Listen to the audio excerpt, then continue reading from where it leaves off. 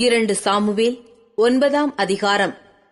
யோனத்தான் நிமித்தம் என்னால் தயவு பெறத்தக்கவன் எவனாவது சவுலின் வீட்டாரில் இன்னும் மீதியாயிருக்கிறவன் உண்டா என்று தாவீது கேட்டான்.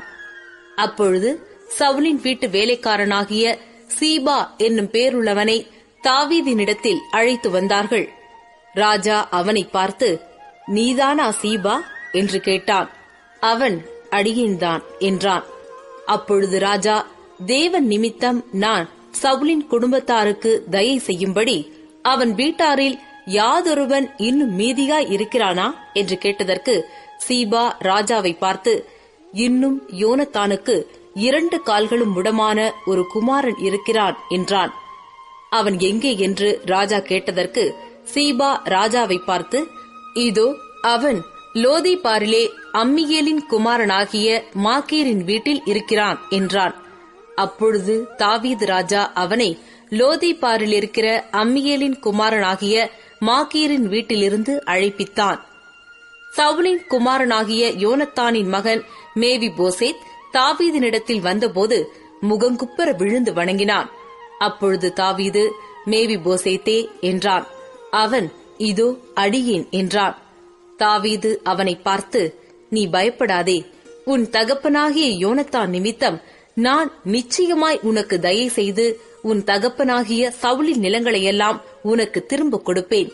நீ என் பந்தியில் நித்தம் அப்பம் புசிப்பாய் என்றான். அப்பொழுது அவன் வணங்கி, செத்த நாயைப் போல் இருக்கிற என்னை நீர் நோக்கி பார்க்கிறதற்கு உமது அடியான் எம்மாத்திரம் என்றான். ராஜா சவுலின் வேலைக்காரனாகிய சீபாவை அழைப்பித்து அவனை நோக்கி, சவுலுக்கும் அவர் வீட்டார் எல்லாருக்கும் இருந்த யாவையும் உன் எஜமானுடைய குமாரனுக்கு கொடுத்தேன். ஆகையால் நீ உன் குமாரரையும் உன் வேலைக்காரரையும் கூட்டிக் கொண்டு உன் எஜமானுடைய குமாரன் புசிக்க அப்பம் உண்டாயிருக்கும்படி அந்த நிலத்தை பயிரிட்டு அதன் பலனை சேர்ப்பாயாக. உன் எஜமானுடைய குமாரன் மேவிபோசேத் நித்தம் என் பந்தியிலே அப்பம் புசிப்பான் என்றான். சீபாவுக்கு 15 குமாரரும் 20 வேலைக்காரரும் இருந்தார்கள். சீபா ராஜாவை நோக்கி, ராஜாவாகிய என் ஆண்டவன் தமது அடியானுக்கு கட்டளையிட்டபடியெல்லாம் உமது அடியானாகிய நான் செய்வேன் என்றான். ராஜகுமாரரில் ஒருவனைப் போல மேவிபோசேத் என் பந்தியிலே அசனம் பண்ணுவான் என்று ராஜா சொன்னான்.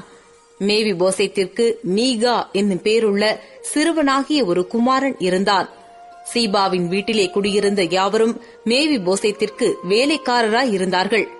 மேவிபோசேத் ராஜாவின் பந்தியில் நித்தம் அசனம் பண்ணுகிறவனாயிருந்தபடியினால் எருசலேமிலே குடியிருந்தான். அவனுக்கு 2 காலும் முடமாயிருந்தது.